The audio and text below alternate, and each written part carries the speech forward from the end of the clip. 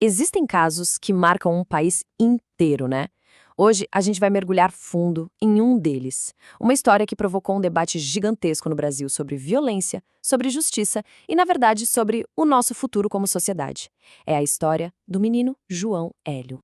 Bom, para a gente começar a entender a dimensão disso, vamos direto aos fatos principais.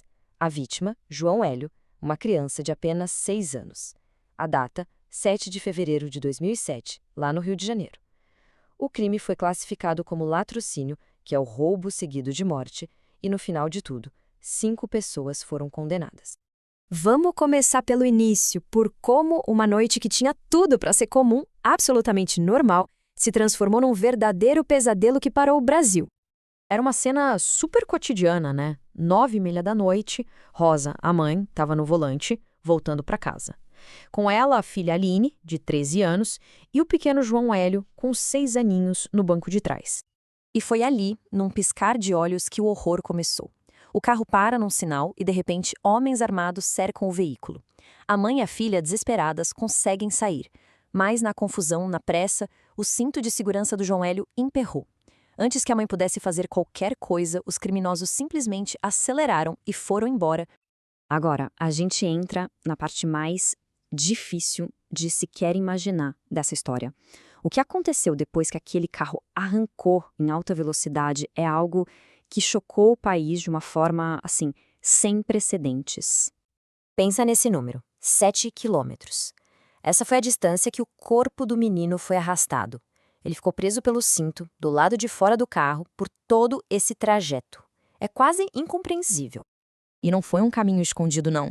Eles passaram em alta velocidade por vários bairros movimentados da zona norte do Rio. Passaram na frente de um monte de gente, de um quartel dos bombeiros até de um quartel do exército, o que mostra uma indiferença, sim, total. E essa frase talvez seja o que melhor ilustra a frieza dos criminosos. Quando outros motoristas viram a cena e tentaram avisar, buzinando, fazendo sinal, essa foi a resposta deles. Uma crueldade que deixou até os policiais mais experientes em choque. No fim, eles abandonaram o carro numa rua sem saída, e a cena que encontraram ali, bom, revelou a tragédia em sua totalidade. O corpo do garoto, segundo as próprias autoridades, estava irreconhecível. A reação foi imediata. A comoção não ficou só na família, claro. Ela tomou conta do Brasil inteiro. Esse crime abriu uma ferida muito profunda na sociedade. E o luto se tornou público. A gente viu isso em atos oficiais, como uma praça que foi renomeada perto de onde o corpo foi achado e um parque que foi inaugurado. Mas também vimos em manifestações culturais, até no carnaval. Várias escolas de samba, no meio da festa, pararam para homenagear o João Hélio.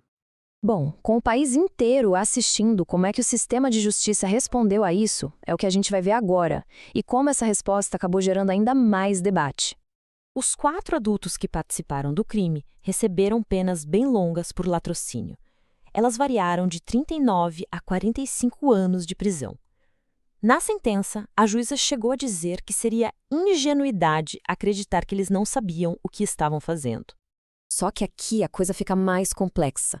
Tinha um quinto envolvido, mas ele era menor de idade, e por lei ele não podia ser julgado como um adulto. Resultado, ele recebeu uma medida socioeducativa de 3 anos. E essa diferença enorme nas sentenças, claro, botou fogo no debate sobre a maioridade penal no Brasil. E o que aconteceu depois com esse jovem infrator só tornou o debate mais acalorado. Depois de cumprir a medida e ser solto, ele foi preso outras 2 vezes por outros crimes. Isso levantou muitas questões sobre o nosso sistema de justiça juvenil, sobre reabilitação e reincidência. Então, a gente chega ao ponto central. Por que esse caso, especificamente, continua tão vivo na memória do país? É porque o nome João Hélio virou um símbolo de algo muito, muito maior. Pouco depois do crime, a própria ONU se manifestou. Eles divulgaram uma nota lamentando a morte, claro, mas também tentando ampliar a conversa. O ponto deles era: só discutir o endurecimento de leis não vai resolver a raiz do problema. Basicamente, a ONU apontou que essa tragédia era um sintoma de problemas muito mais profundos na nossa sociedade. Coisas como desigualdade, a perda de laços na comunidade, o poder do tráfico. A morte do João Hélio foi um alerta trágico para tudo isso.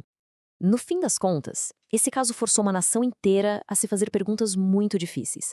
Perguntas sobre o crime, sobre o que é justiça de verdade e sobre a nossa própria sociedade.